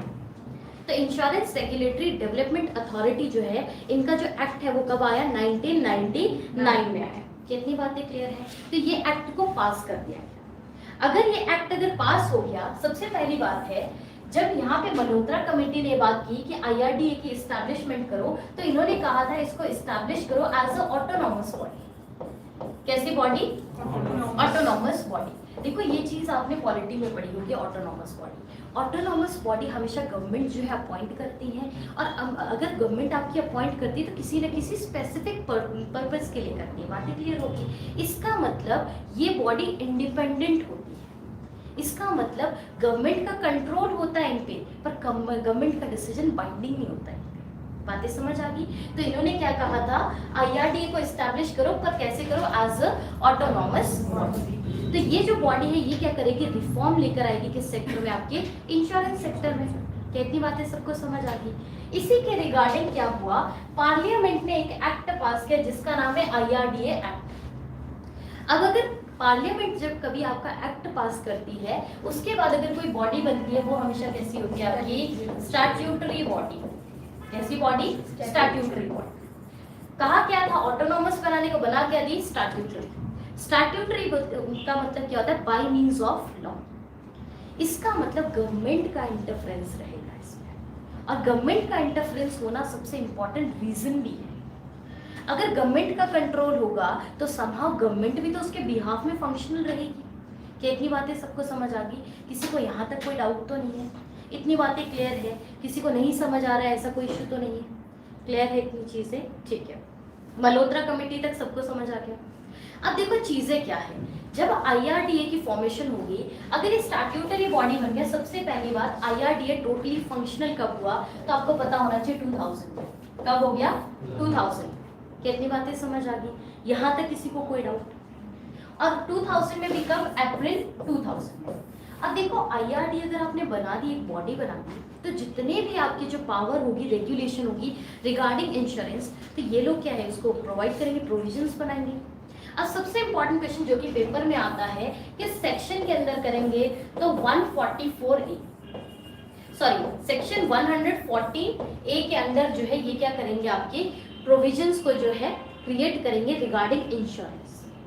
अब ये सेक्शन 114A आता किसके अंदर है, इंश्योरेंस एक्ट। और ये इंश्योरेंस एक्ट पास कब हुआ था आपका, 1938। तो देखो मैंने कहा ना हमेशा बेस लेंगे इंश्योरेंस एक्ट ऑफ 1938। तो बात कर ली ना इन्होंने कि IRDA अगर कोई भी इंश्योरेंस का रेगुलेटरी प्रोविजन बनाता है तो सेक्शन 114A के अंदर बनाएगा, जो कि किसके अंदर आएगा, आपका इंश्योरेंस एक्ट ऑफ 1938 के अंदर आएगा। कितनी बातें यहाँ तक सबको समझ आ गई? किसी को कोई डाउट हो? देखो अब था क्या, आपको मैंने क्या कहा, जनरल इंश्योरेंस जो आपका कॉर्पोरेशन है बना कब, आपका 1972। उस टाइम आपकी प्राइम मिनिस्टर इंदिरा गांधी चल रही थी, समहाउ उन्हीं का टाइम पीरियड था। तो उन्होंने जो है प्राइवेट कंपनीज को इसमें इंक्लूड नहीं किया था। ठीक है, कोई भी तरीके की जो प्राइवेट इंश्योरेंस कंपनी उनको इंक्लूड नहीं किया था। यहाँ पे पहली बार प्राइवेट कंपनीज को इंक्लूड करना स्टार्ट किया किसने, आपके IRDA। ठीक है, 2000 से क्या हुआ, आपके यहाँ पे जो है प्राइवेट कंपनीज को भी क्या किया गया, आपके इंक्लूड किया। देखो प्राइवेट कंपनीज को अगर इंक्लूड किया तो कुछ ना कुछ इनके लिए लिमिट सेट की होगी। तो इन्होंने कहा अगर प्राइवेट कंपनीज को अगर हम इंक्लूड करते हैं तो उनके लिए एक लिमिट सेट करते हैं कि उनके पास कम से कम FDI यानी कि फॉरेन डायरेक्ट इन्वेस्टमेंट कम से कम 26% होना चाहिए।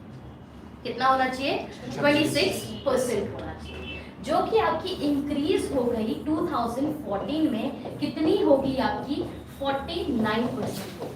कितनी परसेंट होगी, 49% होगी। कितनी बातें क्लियर है? देखो पेपर के एस्पेक्ट से मैं आपको करंट का बता देती हूँ। करंट में FDI इन्वेस्टमेंट चल रही है 74%। इसका मतलब इंडिया समहाउ इकोनॉमिकली बहुत ज़्यादा डेवलप हो रहा है, इसीलिए इंडिया जो है थर्ड लार्जेस्ट इकोनॉमी बनने जा रहा है, यूके को सरपास करके। क्या बातें सबको समझ आ गई? यहाँ तक किसी को कोई डाउट तो नहीं है? क्लियर है इतनी बातें? फिर भी है तो बोल सकते हो। ठीक है, दो चीजें मुझे करवानी है आपको इंपॉर्टेंट, उसके बाद जो है मैं आपको ये सब चीजें रिवाइज करवाऊंगी। ठीक है, अब देखो नेक्स्ट इंपॉर्टेंट क्या हुआ, 2002 की बात है। 2002 में पार्लियामेंट ने फिर से एक बिल पास किया जिसमें उन्होंने कहा जो 4 सब्सिडरी बनाई थी ना हमने, उन 4 सब्सिडरी को इंडिपेंडेंट कर दो, उनको जो है GIC के अंडर फंक्शन मत करवाओ।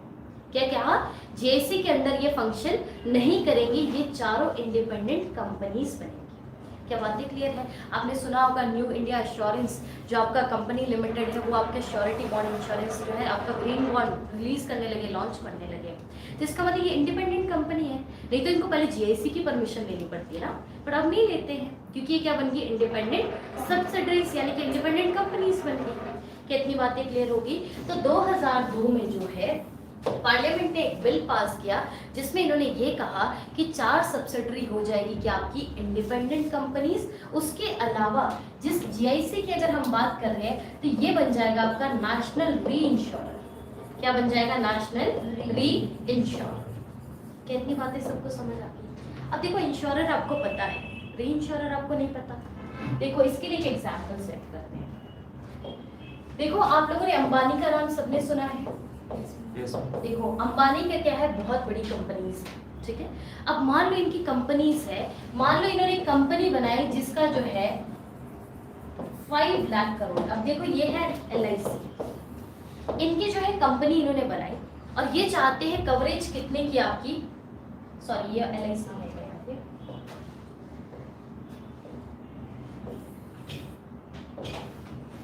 यानी कि मान लो मैंने कहा न्यू इंडिया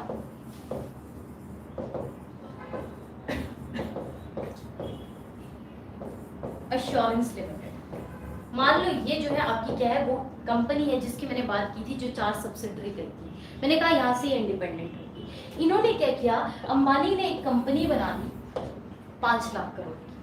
अब है क्या, इन्होंने क्या किया, देखो मैंने आपको कहा हमेशा इंश्योरेंस करवाते हैं, इन्होंने करवा दी इंश्योरेंस। करवाई किससे? आपकी इस सब्सिडरी से। अगर इस सब्सिडरी से करवा ली, मान लो कल दिन इनका क्या है, किसी भी तरीके का लॉस हो जाएगा, इनके पास इतना पैसा भी तो होना चाहिए इनको देने के लिए, होना चाहिए ना।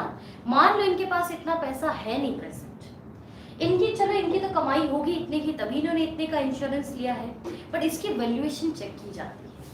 क्या बातें क्लियर होगी? और उसको सर्टिफाई कौन करते हैं? आपके एक्चुअली करते हैं। चलो उन्होंने भी सर्टिफाई किया, फिर ये क्या करेंगे, ये कंसल्ट करेंगे किससे? आपके जीआईसी से। जीआईसी तो मैंने कहा सबसे बड़ी है। अब होगा क्या, इनके पास मान लो इतना पैसा है नहीं, तो ये क्या करेंगे, ये जाएंगे यहाँ पे जाके डिस्कस करेंगे केस और बताएंगे कि इस तरीके का केस आ गया है सामने, अब हम क्या करें, इस चीज को हम कैसे सॉल्व आउट करें। तो होगा क्या, अब इनको इतना पैसा देना है इनको, तो करेंगे क्या, ये जो है इनको या तो 50-50 के स्लैब में पैसा दे देंगे, बोलेंगे 50% आप दो 50% मैं दे देता हूँ, या फिर हो सकता है 70-30 का हो सकता है, या फिर 60-40, वो डिपेंड करता है इन पे। तो इसका मतलब ये जो है इनको इंश्योर कर रहे हैं, और ये क्या है, खुद इंश्योरर है। अगर ये किसी इंश्योरर को इंश्योर करे तो इसका मतलब ये री इंश्योरर हो जाए। क्या बातें सबको समझ आ गई? किसी को कोई डाउट तो नहीं है? तो जीआईसी क्या होगा, आपका री इंश्योरर होगा, क्योंकि वो इंश्योरर को क्या कर रहे हैं, इंश्योर कर रहे हैं। कितनी बातें सबको समझ आ गई? किसी को कोई डाउट तो नहीं है? यहाँ तक क्लियर है? देखो अभी से पहले हमने कहीं ये बात नहीं करी कि एक्चुअली जो है आपकी पोस्ट है। अब देखो 2006 में जो है एक्चुअली एक्ट पास किया गया। क्या पास किया गया? एक्चुअली एक्ट पास किया गया। अगर एक्चुअली एक्ट पास किया गया, इसका मतलब संभव यहाँ से आगे बात उठी कि एक्चुअली भी एक पोस्ट होगी। कितनी बातें यहाँ तक समझ आ गई? अब आ जाओ लास्ट टर्मिनोलॉजी के। अब डेट आ जाएगी आपकी 2013 की। ये इंपॉर्टेंट एस्पेक्ट है, इसको थोड़ा अच्छे से समझना। 16 सितंबर 2013 की बात है। अब यहाँ पे क्या किया, IRDA ने क्या किया, लॉन्च किया आपका इंश्योरेंस डिपॉजिटरी सर्विस। क्या लॉन्च किया आपका? देखो ये लास्ट है इसका बैकग्राउंड में, इसके बाद नेक्स्ट हम स्टार्ट करेंगे दूसरा टॉपिक, ठीक है। Insurance depository services. देखो इंडिया वर्ल्ड का एक लौता पहला ऐसा कंट्री बन गया जिसने ये सर्विसेज लॉन्च करी। इससे पहले किसी कंट्री में ये सर्विसेज नहीं थी। तो इंडिया क्या बन गया, पहला कंट्री जिसने क्या लॉन्च किया, आपका इंश्योरेंस डिपॉजिटरी सर्विसेज। अब सबसे बड़ी बात है इस डिपॉजिटरी का मतलब क्या होता है। अब देखो पहले क्या होता था, अगर मैंने इंश्योरेंस करवाई तो जो इंश्योरेंस करने आया उसने मुझे एक सर्टिफिकेट थमा दिया। सर्टिफिकेट थमा दिया कैसे, आपके प्रिंटेड फॉर्मेट में मेरे हाथ में थमा दिया। इसका मतलब ये कॉपी कैसी, आपकी हार्ड कॉपी है, हार्ड कॉपी है ना। अब देखो अब क्या है, आजकल डिजिटलाइजेशन हो गया। डिजिटलाइजेशन हो गया। अगर मान लो मैं इंश्योरेंस करवाती हूँ तो मुझे अकाउंट देते हैं, इंश्योरेंस अकाउंट बना देते हैं, और वो इंश्योरेंस अकाउंट कैसा होता है आपका, इलेक्ट्रिकल होता है, यानी कि EI, यानी कि आपका इलेक्ट्रिक इंश्योरेंस अकाउंट बन जाता है। अब क्या है, जो चीज़ मुझे पहले हार्ड कॉपी में मिल रही थी उसको क्या है, मैंने EIA क्रिएट किया, अपना इलेक्ट्रॉनिकली क्या इंश्योरेंस अकाउंट बना दिया। अब उस इलेक्ट्रॉनिक अकाउंट को बनाने के समय हुआ क्या, उस चीज़ को क्या है, उन्होंने सर्टिफिकेट मुझे हार्ड कॉपी की जगह बना दिया सॉफ्ट कॉपी में। यानी कि कोई भी चीज़ हार्ड कॉपी से कन्वर्ट हो जाए सॉफ्ट कॉपी में, उसे हम कहते हैं रिपोजिटरी। क्या बातें क्लियर होगी। और यहाँ पे जो है आपका इलेक्ट्रॉनिक गैजेट ने हार्ड कॉपी को रिप्लेस कर दिया किससे, आपके सॉफ्ट कॉपी से, तो उसे हम कहते हैं इंश्योरेंस रिपोजिटरी। यानी कि इंश्योरेंस का जो आपका सर्टिफिकेट था वो हार्ड कॉपी की जगह सॉफ्ट कॉपी में मिलने लग गया, और इंडिया पूरे वर्ल्ड का पहला ऐसा वो बन गया, ठीक है, कंट्री बन गया जो कि आपका इंश्योरेंस रिपोजिटरी को लॉन्च करने वाला पहला कंट्री। क्या इतनी बातें सबको समझ आ गई? यहाँ तक किसी को कोई डाउट? इतनी बातें क्लियर है आप लोगों को? ठीक है। अब देखो IRDA लाइसेंस करता होगा, तो IRDA जो है लाइसेंस करता है 5 एंटिटीज को, जो कि आपका जो है इंश्योरेंस रिपोजिटरी की तरह काम करेगी। यानी कि हर एक जो है आपकी जनरल इंश्योरेंस कंपनी आपको ऑनलाइन जो है आपका सॉफ्ट कॉपी प्रोवाइड नहीं कर सकती। तो करंट के हिसाब से मैंने अपने नोट्स में लिखा है, आप लोगों ने ध्यान देना है। पहला है CDSL, कौन सा है, CDSL इंश्योरेंस रिपोजिटरी लिमिटेड। दूसरा है SHCIL आपका जो है प्रोजेक्ट लिमिटेड। थर्ड है आपका Karbi insurance depository limited. Fourth है NSDL, जो कि बहुत ज़्यादा न्यूज़ में चलता है, NSDL डेटाबेस मैनेजमेंट लिमिटेड। और थर्ड है CAMS रिपॉजिटरी सर्विसेज लिमिटेड। तो ये 5 एंटिटीज़ है जिसको जो है आपकी IRDA ने जो है कहा है कि ये 5 एंटिटीज़ है जो कि आपका जो है क्या इशू करेंगे, इंश्योरेंस रिपोजिटरी को इशू करेंगे। क्या इतनी बातें यहाँ तक सबको क्लियर है? कोई डाउट तो नहीं है? क्लियर है? पूछूं मैं आप लोगों से? चलो ठीक है। हमने कहा था, जब हमने शुरुआत करी थी तो हमने बिगिनिंग में एक बात करी थी, हमने स्टार्टिंग करी, हमने कहा हिस्टोरिकल बैकग्राउंड से। पहली ऐसी जो है लाइफ इंश्योरेंस कंपनी जो कि इंडियंस ने एस्टैब्लिश करी, उसका नाम क्या है? Bombay mutual life assurance limited. किस ईयर में किया? 1870 में। कब किया? 1870 में। आपने मुझे बताना है इंश्योरेंस एक्ट किस ईयर में पास हुआ? 1938 में। क्या ये गवर्न सिर्फ लाइफ इंश्योरेंस को करेगा कि दोनों को करेगा? दोनों को करेगा, बिल्कुल ठीक है। नेशनलाइजेशन की बात हुई लाइफ इंश्योरेंस कॉर्पोरेशन यानी कि कंपनीज की। आपने मुझे बताना है इनकी नेशनलाइजेशन हुई किस ईयर? 1956 में। पर हुई कब? डेट क्या थी? 19 जनवरी को नेशनलाइज हुए, जिसकी वजह से 245 जो है आपके नेशनल फॉरेन इंश्योरेंस और प्रोविडेंट जो सिक्योरिटीज है वो मर्ज होगी। 245 ठीक है, 245 ठीक है। देखो इतनी ज्यादा नहीं हो सकती, 245 है ठीक है, ठीक है। तो पर 245 याद रखना, भूलना नहीं, ठीक है। वो चीज 19-20 हो सकती है पर आप लोग गलत नहीं करोगे। कितना है? 245 है, ठीक है, भूलना मत। ये चीजें मेंशन्ड है, ठीक है। 245 याद रखना इन सब चीजों को। 107 है आपकी जनरल इंश्योरेंस की, 245 है इसकी, ठीक है, भूलना मत। 245 है, बाय मिस्टेक अगर मैंने कहा भी है तो पर है कितनी है? 245 है, ठीक है, भूलना मत। वो हो सकता है मैंने फ्लो में गलती कह दिया होगा, पर 245 है, ठीक है, भूलना मत। अच्छा ठीक है। उसके बाद हमने बात करी कि आपका जो लाइफ इंश्योरेंस जो आपका कॉर्पोरेशन है वो फॉर्म किस डेट को हुआ? 1 सितंबर 1956 को हुआ।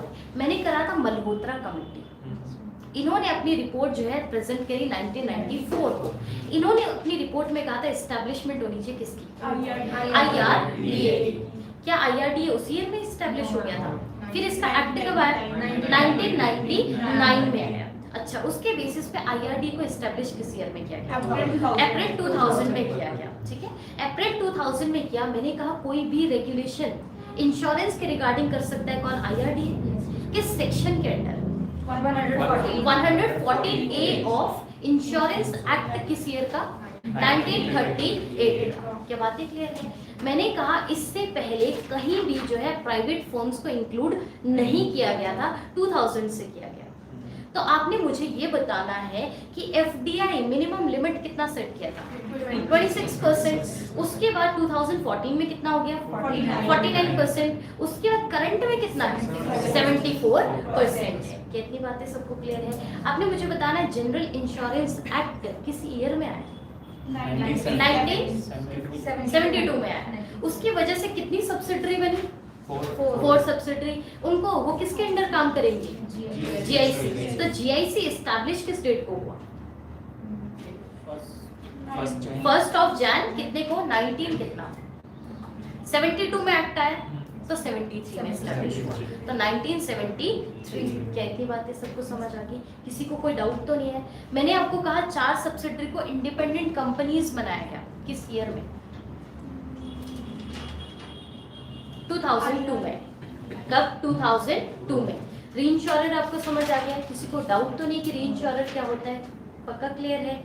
ठीक है। उसके बाद आपने मुझे बताना है, हमने बात करी थी अभी 16 सितंबर 2013 की। हमने कहा था इंश्योरेंस रिपोजिटरी सर्विसेज को लॉन्च करने वाला इंडिया पहला कंट्री बन गया। लॉन्च किसने किया? IRDA ने करा। और मैंने आपको रिपोजिटरी का मतलब बोल दिया है जहां हार्ड कॉपी को रिप्लेस करते हो सॉफ्ट कॉपी से, इलेक्ट्रॉनिक इंश्योरेंस ID से। क्या बातें क्लियर है? EIA देखो पेपर में फुल फॉर्म आती है। EIA का क्या होता है फुल फॉर्म? तो हो जाएगा इलेक्ट्रॉनिक इंश्योरेंस अकाउंट। क्या बातें क्लियर है? भूलोगे तो नहीं? समझ आ गया? जो मैंने आपको 5 एंटिटीज बताई थी वो नोट्स में मेंशन है, आपने ये एज इट इज याद करना है। क्लियर है? अब देखो इसके बाद है लाइफ इंश्योरेंस। लाइफ इंश्योरेंस कितने टाइप की होती है वो एग्जाम्पल के तौर पे समझाऊंगी, आपको इजीली समझ आ जाएगा। देखो लाइफ इंश्योरेंस की बात है, इसका मतलब अगर आप लाइफ इंश्योरेंस ले रहे हो यानी कि लाइफ पे कवरेज ले रहे हो, यानी कि अपनी पूरी लाइफ पे कवरेज ले रहे हो, यानी कि डेथ और एक्सीडेंट पे हो। कितनी बातें क्लियर है? अब देखो लाइफ इंश्योरेंस के भी टाइप होते हैं। सबसे पहले होगी टर्म इंश्योरेंस। कौन सी होगी आपकी? Term insurance. अगर हम बात करें कि टर्म इंश्योरेंस होता क्या है, तो एक एग्जांपल से आपको समझा रही हूँ। देखो मान लो एक पर्सन है जिसका नाम है रवि। क्या नाम है? रवि। इसने जो है आपकी पॉलिसी परचेज की है किससे? आपकी LIC से। और LIC से जो है इंश्योरेंस कौन सी ली? आपकी टर्म इंश्योरेंस। कौन सी इंश्योरेंस? Term insurance. मान लो इस रवि की एज है इस टाइम 30 है। कितने साल है? 30 साल है। क्या बातें क्लियर है? अब मान लो इसने पॉलिसी ली है 70 साल के लिए। कितने साल के लिए? 70 ईयर के लिए। इसका मतलब यहां से लेके यहां तक ये प्रीमियम तो पे करेगा ही करेगा। क्या पे करेगा? प्रीमियम। अगर मान लो इस बीच में इसकी डेथ हो जाती है, मान लो 60 साल का है, 60 साल में अगर इसकी डेथ हो जाती है तो इसे मिलेगा क्या? आपका टर्म इंश्योरेंस। अगर मान लो 70 के बाद ये एक्सीड कर जाए, 71 ईयर हो जाए, तो इसे किसी भी तरीके का इंश्योरेंस नहीं मिलेगा। यानी कि टर्म इंश्योरेंस हमेशा डेथ पे मिलता है और वो भी इन बिटवीन होना चाहिए, बाद में नहीं होना चाहिए। तो इसमें तो लॉस ही है। ठीक है? तो अब समहाउ बंदा ये प्रोजेक्ट थोड़ी कर सकता है मैं 70 साल तक मर जाऊंगा। तो ये चीजें होती है। कई लोग होते हैं काफी बीमार होते हैं, उन्हें कहीं ना कहीं अंदाजा होता है ये चीज पे, तो वो आपका टर्म इंश्योरेंस लेते हैं। क्या पहली फॉर्म सबको समझ आ गई? मैंने कहा लाइफ इंश्योरेंस में सबसे पहला टाइम क्या हो जाएगा? आपका टर्म इंश्योरेंस। मैंने कहा रवि एक पर्सन है जिसकी एज 30 ईयर है। मैंने कहा इसने जो है बाई करी है एक इंश्योरेंस LIC से जिसका नाम क्या है? Term insurance. अब देखो इसकी उम्र है 30 साल और इसने ली कितने साल के लिए? 70 ईयर के लिए। अब देखो मैंने कहा ये टाइम एक रेट ऑफ अमाउंट तो इनको दे रहा है, मनी दे रहा है इनको। ठीक है? तो उसे क्या कहते हैं? प्रीमियम। मान लो इसके बीच में अगर इसकी डेथ हो जाती है तो इसे जो है पैसा मिलेगा, अदरवाइज नहीं मिलेगा। अगर वो एज एक्सीड कर जाती है, एक दिन भी एक्सीड करता है, तो इसे जो है इंश्योरेंस नहीं मिलने वाला। क्या बातें क्लियर है? पहला लाइफ इंश्योरेंस सबको क्लियर है? किसी को कोई डाउट तो नहीं है? दूसरा है होल लाइफ इंश्योरेंस। दूसरा कौन सा हो जाएगा आपका? होल लाइफ इंश्योरेंस पॉलिसी, यानी कि होल लाइफ पॉलिसी हो जाएगा। अब देखो इसमें होगा क्या? मान लो वही पर्सन है जिसका नाम क्या है? आपका रवि। उम्र कितनी है? 30 साल। LIC से इसने क्या ले ली? इंश्योरेंस ले ली। इंश्योरेंस कौन सी ले ली? आपकी होल लाइफ पॉलिसी इंश्योरेंस ले ली। कितने साल के लिए? 70 साल के लिए। बट यहाँ होता क्या है? होल लाइफ पॉलिसी में होता है जब तक इसकी डेथ नहीं हो जाती तब तक इन्हें पे करना होता है क्या? आपका प्रीमियम।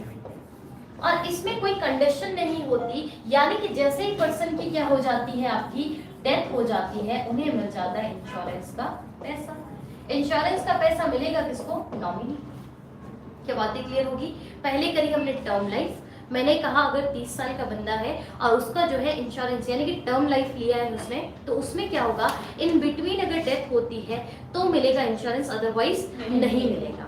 बट यहाँ पे मैंने कहा उसकी होल लाइफ, पूरी जिंदगी तक उसे प्रीमियम पे करना है, पर जैसे ही उसकी डेथ हो जाती है तो उसकी फैमिली को क्या मिल जाएगा? इंश्योरेंस। उसे कहते हैं होल लाइफ पॉलिसी। क्या बातें क्लियर है?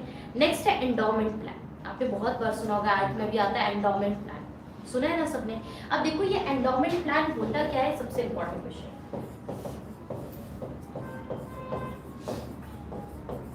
अगर हम बात करें किसकी? एंडोमेंट प्लान, तो देखो इसमें होता क्या है, ये कॉम्बिनेशन है आपका टर्म लाइफ का और होल लाइफ पॉलिसी का। अगर मान लो वही पर्सन जिसका नाम क्या था आपका, एज कितनी? 30 इयर्स, सेम टाइम पे इन्होंने LIC से क्या है पॉलिसी ली, और ली कौन सी? Endowment policy. क्या बातें क्लियर है? और ली कितने साल के लिए आपकी? 70 साल। मान लो अब जो ये रवि है, इन्होंने ली एंडोमेंट पॉलिसी कितने साल के लिए? 70 साल के लिए। अगर इनकी डेथ 60 साल में हो जाती है तो भी इनको मिलेगा इंश्योरेंस, अगर इनकी डेथ 70 के बाद 71 में भी होती है तो भी मिलेगा इंश्योरेंस। यानी कि लाइफ आपकी डेथ और सर्वाइवल दोनों पे मिलता है। क्या बातें सबको समझ आ गई? कोई डाउट तो नहीं है? देखो अभी तक हमने 3 किए। पहले क्या? Term life. मैंने कहा जितना उसका टर्म होता है पॉलिसी का, इन बिटवीन अगर डेथ होती है तो आपको इंश्योरेंस मिलेगी। दूसरा क्या? Whole life. मैंने कहा उसको टिल डेथ जो है प्रीमियम देना पड़ेगा, जैसे उनकी डेथ हो जाती है तो वो पैसा इंश्योरेंस का मिल जाएगा नॉमिनी को यानी कि फैमिली मेंबर्स को। फिर थर्ड क्या हमने? Endowment plan.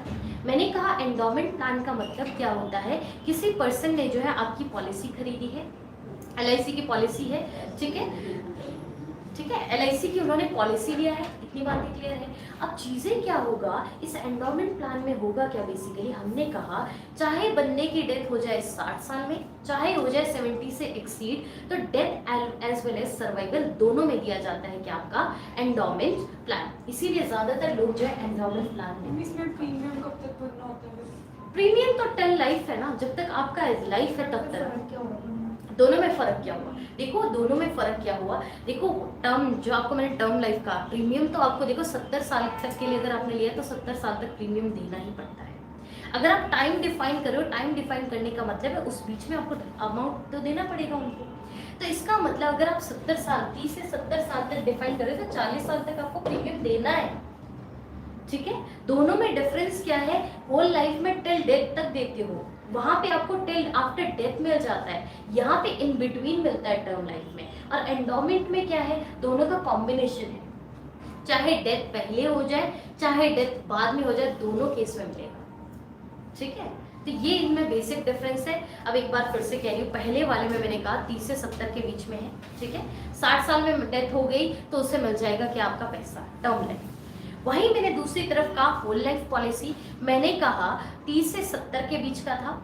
मान लो उस पर्सन की जब तक उसकी डेथ नहीं होती यानी कि 70 साल तक, तब तक उसको प्रीमियम देना है, जैसे उसकी डेथ होती है तो उसे पैसा मिलेगा, ठीक है, चाहे वो 70 भी एक्सीड कर जाए। पर बात की एंडोमेंट की, तो मैंने कहा जो होल लाइफ में और टर्म लाइफ में अलग अलग हो रहा है वो इकट्ठा होगा इसमें, यानी कि 30 से 70 तक का टाइम पीरियड है, अगर वो 60 की एज में मर जाता है तो भी मिलेगी, अगर वो 70 को एक्सीड करता है तो भी मिलेगी।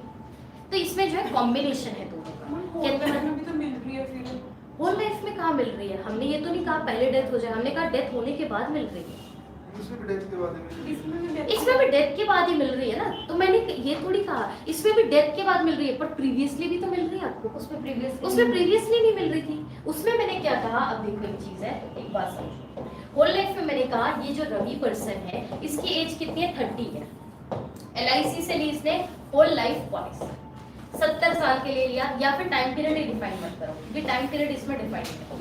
हमने कहा अपनी डेथ तक ये देगा कि आपका प्रीमियम, पर इसमें डेथ होने के बाद में मिल रही है, यानी कि अगर इसका 70 साल के लिए इसने लिया है, 70 साल के बाद मरता है तो मिलेगी। और दूसरे में हमने क्या कहा कि 30 से लेके आपका 70 के बीच का गैप है, अगर इसकी डेथ यहाँ बीच में 60 साल में भी होती है तो भी मिलेगा, यहाँ तो ऐसा नहीं कहा, इन बिटवीन तो मैंने कहा है, इसमें मिलेगी नहीं इन बिटवीन। हाँ इन बिटवीन नहीं मिल रही है, और इसमें मैंने कहा इन बिटवीन होती है तो भी मिलेगी, और इसके बाद एक्सीड करता है तो भी मिलेगा। ये चीज हमने यहाँ पे, ये एक्स्ट्रा बात है। तो ये दोनों का कॉम्बिनेशन है। क्या इतनी बातें सबको समझ आ गई? ठीक है, इसके बाद जो है यूलिप है वो आप लोग समझ लो, यूलिप के बाद नेक्स्ट क्लास में हम करेंगे। ठीक है, अब देखो यूलिप का फुल फॉर्म क्या होता है, सबसे पहले इंपॉर्टेंट क्वेश्चन, और क्वेश्चन अगर आने तो यहाँ से आए। यूनिट लिंक इंश्योरेंस पॉलिसी क्या है? यूनिट लिंक इंश्योरेंस पॉलिसी, ये जो है इंश्योरेंस और इन्वेस्टमेंट दोनों का कॉम्बिनेशन है। मान लो कैसे, अब ये जो रवि पर्सन है इसने क्या किया, LIC से इंश्योरेंस ली जिसका नाम क्या है यूलिप। इतनी बातें सबको समझ आ गई? यहाँ तक किसी को कोई डाउट तो नहीं है? अब देखो चीजें क्या है, ये है 30 इयर्स के, इन्होंने एक पॉलिसी ले ली यूलिप। अब होगा क्या इस बिटवीन में, इन्होंने मान लो 70 साल तक के लिए आपकी ये पॉलिसी ली है। अब ये क्या करेंगे, प्रीमियम पे करेंगे। मान लो ये प्रीमियम पे कर रहे हैं कितना, आपका 500 रुपये, कितना, मिनिमम 500 लेके चलो। अब ये जो आपका ये जो बेसिकली जो है आपके यूलिप है, स्कीम के अंदर करेंगे कि आपकी ये इंश्योरेंस एजेंट ये क्या करेंगे, इसके 2 डिवीजन करेंगे। कितने डिवीजन? 2। एक में कर लेंगे आपकी इंश्योरेंस, एक कर देंगे आपकी शेयर मार्केट पे लगा देंगे। किस पे लगाएंगे? शेयर मार्केट पे। इसका मतलब 250 रुपए जो है ये लगा देंगे किस पे, आपकी इंश्योरेंस पे, और 250 रुपए लगा देंगे इसमें आपकी शेयर मार्केट। बातें क्लियर है? अब देखो शेयर मार्केट और यहाँ का एक चीज है, यहाँ का एक लॉन्ग इन टर्म डिफाइंड है, यानी कि 5 साल से पहले आप पॉलिसी को तोड़वा नहीं सकते। औरों में आप पॉलिसी को तोड़वा सकते हो टाइम के अंदर, पर यहाँ पे 5 साल से पहले नहीं तोड़वा सकते। इसका मतलब 5 साल के अंदर शेयर मार्केट ऊपर नीचे गए होंगे तो समाव पैसा भी बना होगा आप लोगों का, तो इसका मतलब ज्यादा पैसा मिलेगा यहाँ पे। कितनी बातें सबको समझ आ गई? कोई डाउट तो नहीं है किसी को? यहाँ पे लॉग इन पीरियड कितने साल का होता है? 5 इयर्स का होता है, और 5 इयर्स से पहले आप पॉलिसी को नहीं तोड़वा सकते। दूसरा इंपॉर्टेंट क्वेश्चन यहाँ से जो आपको पता होना चाहिए, देखो यूलिप पे जो है आपको टैक्स बेनिफिट भी मिलता है। क्या मिलता है?